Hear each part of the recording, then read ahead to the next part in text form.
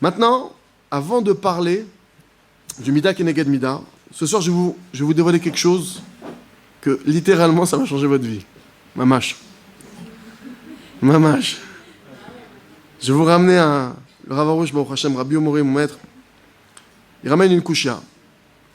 Le Or HaChaim HaKadosh, il explique quelque chose d'incroyable. On voit que quand Yosef, il était devant ses frères et qu'il a failli se faire tuer, il voulait le tuer. Il était coupable de mort. Ils l'ont décrété coupable de mort. Bref, ils ont fait je vous passe tous les détails des Midrashim, du Chumash, etc. En tout cas, Yosef est devant ses frères et il est en mauvaise posture. Et là, Réhouven, il intervient. Et c'est écrit dans le Chumash qui va y avoir Tzidomi Adam. Il a sauvé Yosef de leurs mains. On dit c'est bizarre. Comment ça, Réhouven, il a sauvé Yosef de leurs mains? S'il y a un décret sur la tête de Yosef, qu'est-ce qu'il peut faire, Réhouven? Il peut rien faire. Si maintenant, c'est entre les mains de Réhouven, alors comment ça fonctionne? Le Or HaChaim HaKadosh vient et il explique que l'homme, avec son libre arbitre, il peut arriver à tuer quelqu'un, Dieu préserve, même s'il n'est pas coupable de mort. Le Rav Arush dit, c'est une question qui m'a été posée par un de mes élèves, parce que le Rav il explique en long et en large, dans le Jardin de la foi, que je vous invite à lire.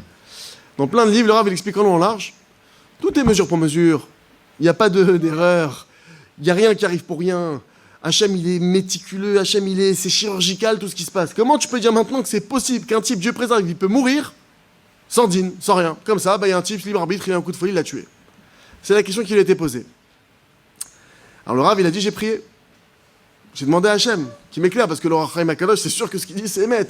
Ah bah, le Rav, il dit, ce que j'ai écrit, j'ai pas le moindre doute que c'est pas Emet, c'est Emet à 100%. Il dit, et Hachem m'a éclairé, et il m'a fait rappeler un Ben Ishraï. Il y a un Ben Ishraï dans le livre qui s'appelle les paraboles du Ben Ishraï, Mashal ou Meshalim, je crois Mashal ou Nimshal, je ne sais plus le nom exact. La parabole 36. Là-bas, il donne une parabole et il explique le Ben Ishraï. Celui qui ne fait pas de compte avec Hachem. Quelqu'un maintenant, il fait sa vie, il ne fait pas de Tresh Ban Nefesh, il ne fait pas de compte. Jamais il fait un calcul avec Hachem, jamais il dit j'en suis là. Il ne fait pas une comptabilité de ses actions de son âme.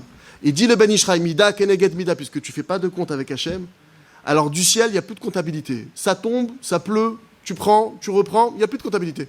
Toi maintenant, tu es là, ça veut dire que tu peux te prendre un coup de poing, un coup de pied, tu ne sais plus pourquoi. Toi maintenant, tu n'es pas en train de faire un calcul avec Hachem. Maintenant, si tu fais la comptabilité de ton âme, mesure pour mesure, ce qui tombe de là-haut, c'est précis. C'est millimétré. Et donc, le Rav, il a dit, j'ai compris maintenant le Or HaChaim HaKadosh. On comprend le Or HaChaim HaKadosh, effectivement. Quelqu'un maintenant qui ne fait pas Tresh Ban Nefesh. À savoir, on va expliquer ce que c'est Tresh Ban Nefesh. C'est la comptabilité de son âme. Alors, mesure pour mesure, Dieu préserve, il se retrouve en proie et en danger de toutes les... Comme il dit Rabbi Nachman dans l'Écoute Moran, parce qu'il explique ça dans d'autres mots, mais c'est le même notion.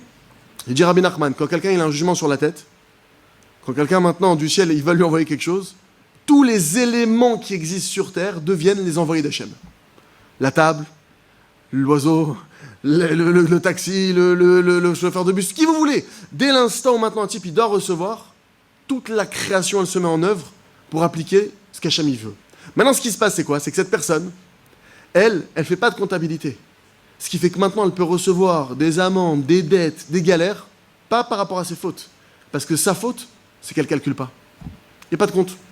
Ah, tu veux être large, t'es large entre guillemets, tu calcules pas les choses millimétrées, tu fais pas attention à ce que tu dis, tu fais pas attention à ce que tu fais, tu calcules pas, tu tiens pas une comptabilité. Là aussi, tu tiens plus une comptabilité. Il n'y a plus de compta. Ce qui tombe, ça tombe. Ah, c'est tombé sur toi. Mina Shamaim, qu'est-ce que je te dis? Donc maintenant, Bezrat Hashem, là on arrive à Rosh Hashanah, d'accord?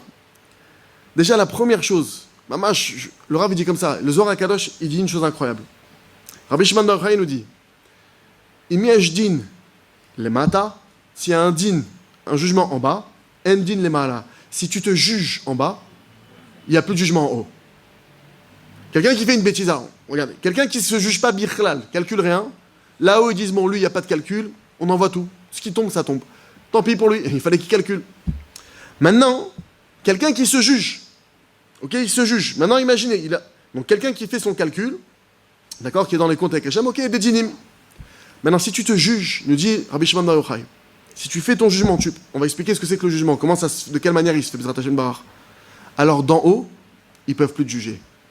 Donc maintenant je vous pose la question, le Rav lui donnait ce machal. Il disait maintenant, le Rav, il va dans les prisons, il tourne dans les prisons d'Israël, il va voir les prisonniers, il les renforce, etc. Il disait maintenant, imaginez maintenant, si je veux voir un prisonnier, je lui dis voilà, pour combien de temps tu es ici? 20 ans. Why? Si maintenant je te dis que si tu te juges, alors le juge il peut plus te juger. Non seulement il peut plus te juger, tu vas être libéré et en plus de ça, tu vas recevoir de l'argent. Qu'est-ce que tu vas faire? Est-ce que tu vas te laisser juger? Est-ce que tu vas dire non, moi je préfère me laisser juger? Ou est-ce que tu vas dire ma putain, putain, moi je vais me juger maintenant, je vais pas attendre qu'on me juge, je vais pas attendre la tête, parce que c'est à ça que ça ressemble maintenant quelqu'un qui ne fait pas son jugement. Alors, on va expliquer comment le faire, Bezrat Hashem Bar. Il y a des règles du jugement qu'il explique ici. Il explique, le Rav Arush, il explique ça dans le Jardin de la Foi et dans À travers champs et forêts. Bon, c'est là les endroits où je me souviens. Il y a des règles pour se juger, on va les voir si Dieu veut. Mais déjà, la première idée, c'est la suivante. Quelqu'un qui ne se juge pas lui-même. Maintenant, attention, ce que je vous dis là, mamash, on a l'impression, c'est vrai que les tzadikim, ils en parlent beaucoup. Tu vas dans le Chovat al-Avot, ils en parlent. Tu vas dans le Ramchal, ils en parlent. Tous les grands, les Gdolim, ils parlent du fait de se juger. Il faut savoir que c'est le béaba. Le béaba pour arrêter de souffrir. On en a tous. Qui est-ce qui veut souffrir? Personne ne veut souffrir. Personne n'a envie de passer par des galères, etc. La première des choses qu'on doit faire, maman, je vous dis la première des choses avant de commencer à chercher pourquoi ça m'arrive, et pourquoi c'est le pied, pourquoi c'est la jambe, et pourquoi la tête. Avant, c'est sûr qu'il y a une raison. La première des choses, est-ce que tu te juges? Ah non, tu ne fais pas de jugement. Il n'y a pas de comptabilité. Alors tu as un problème. Dieu, il te dit, voilà mon fils, soit on règle ça entre toi et moi, tête à tête, et ça va bien se passer, parce que je suis ton père, je t'aime, soit ça passe aux mains des autorités, et là...